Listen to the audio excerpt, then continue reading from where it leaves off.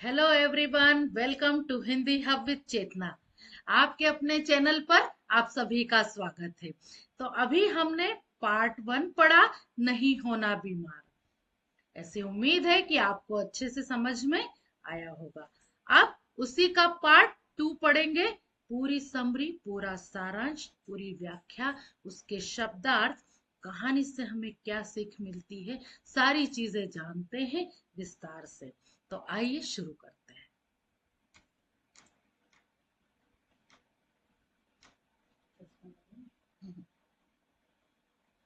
पाठ का सारांश।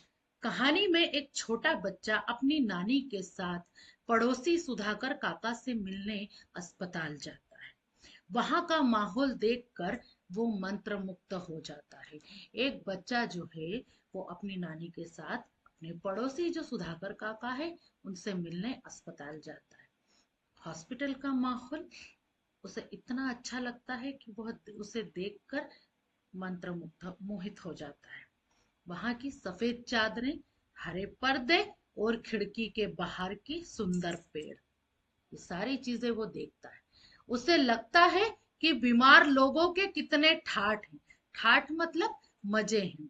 उन्हें अच्छी अच्छी चीजें खाने के लिए मिलती है और सब उनका ध्यान रखते हैं। तो बिल्कुल सही बात है कि जब भी घर में कोई बीमार होता है, बच्चे बीमार हो जाते हैं, उनका सभी एकदम अच्छे से ध्यान रखते हैं।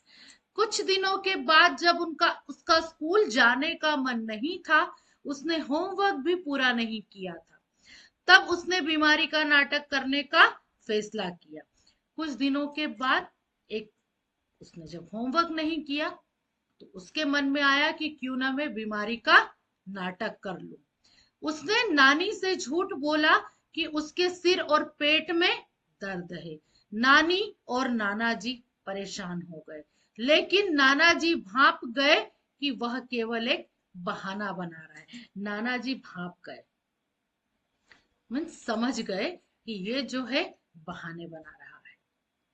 नाना जी ने उसे कड़वी दवा और काढ़ा पिलाया और कहा कि आज से कुछ भी खाने के लिए मत देना, ताकि पेट के सारे विकार, जो भी बीमारी है पेट की, वो निकल जाए। नाना जी ने कहा नानी से कि आज से कुछ भी खाने के लिए मत देना। बच्चा पूरा दिन बिस्तर पर पड़ा रहा।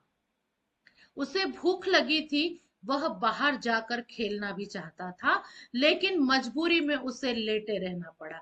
अब बच्चे ने बहाना तो कर लिया बीमारी का, लेकिन कब बच्चा तो बच्चा है, वो कब तक पलंग पर पड़ा रहता।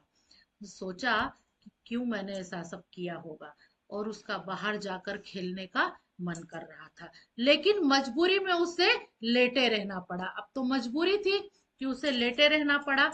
उसे तब समझ में आया कि बीमारी का दिखावटी सुख असल में बहुत कष्टदायक होता है।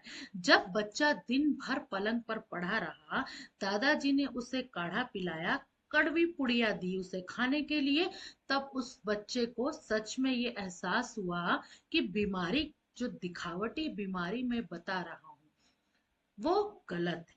उसका सुख असल में जो वो चाह रहा था वो कष्टदायक था। उसे वो बहाना अब कष्ट लगने लगा था। ये इसके आपके लिए इसमें मैंने शब्दार्थ भी ऐड किए। सारांश समरी।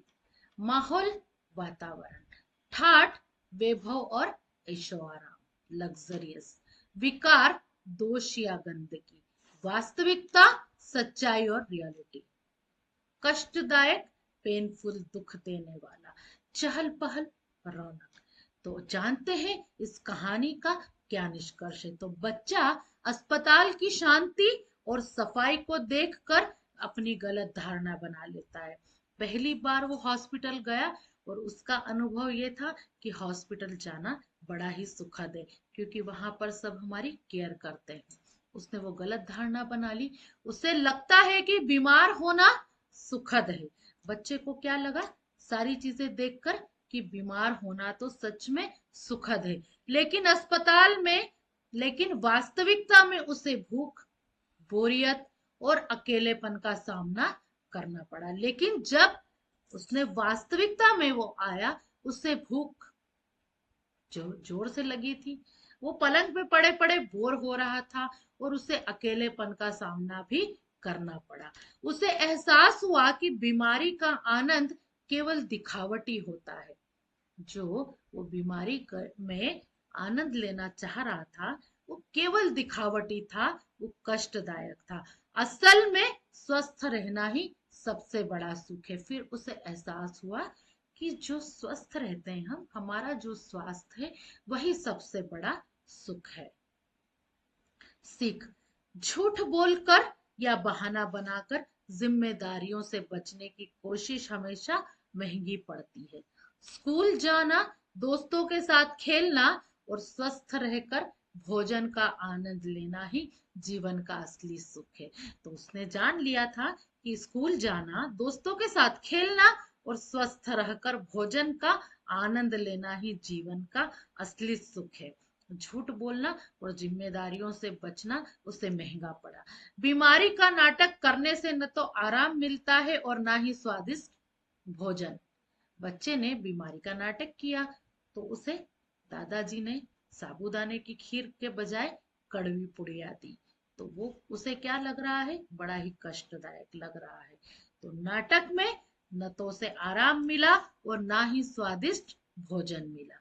तो पाठ का मुख्य उद्देश्य था कि बच्चों को यह समझना है कि बहानेबाजी से कभी भी किसी का भला नहीं होता। अनुशासन, ईमानदारी और अपनी जिम्मेदारियां जैसे कि होमवर्क और समय पर स्कूल जाना को ही सही रास्ता है, को निभाना सही रास्ता है। लेखक का संदेश। लेखक स्वयं प्रकाश इस कहानी के माध्यम से हमें संदेश देना चाहते हैं कि बच्चों को अपने काम के प्रति ईमानदार रहना चाहिए। जीवन की छोटी छोटी खुशियों का आनंद स्वस्थ रहकर ही लिया जा सकता है, न कि बीमारी का ढोंग करके, जैसे कि उस बच्चे ने किया। पलंग पे पड़े पड़े वो बोर हो रहा था, बीमारी का बहाना तो कर लिया, न उससे कुछ खाने को मिला, जबकि उसकी बहुत प्रबल इच्छा थी कि मुझे साबूदाने की खीर खाने के लिए मिले। तो ये तो बच्चों की बाल बुद्धि है, जो बच्चे समय समय पर कोई ना कोई बहाना बना लेते हैं, खासकर कब, जब वो अपनी जिम्मेदारियों से भागना चाहते हैं, जब अपना होमवर्क नहीं करते, तब कोई ना कोई बहाना वो बना के रखते हैं। तो ये थी हमारी छोटी सी प्रेरणादायक कहानी जो हमने पढ़ी। मुझे तो बड़ी अच्छी लगी और ऐसे उम्मीद करती हूँ कि आपको भी अच्छी लगी होगी। आपको क्या समझ में आया, आपको क्या नहीं समझ में आया, आप मुझे कमेंट्स कर सकते हैं। आपके सवालों का मैं आंसर देने की पूरी कोशिश करूंगी। तब तक के लिए देखते रहिए Hindi hub with Chetna. Bye bye.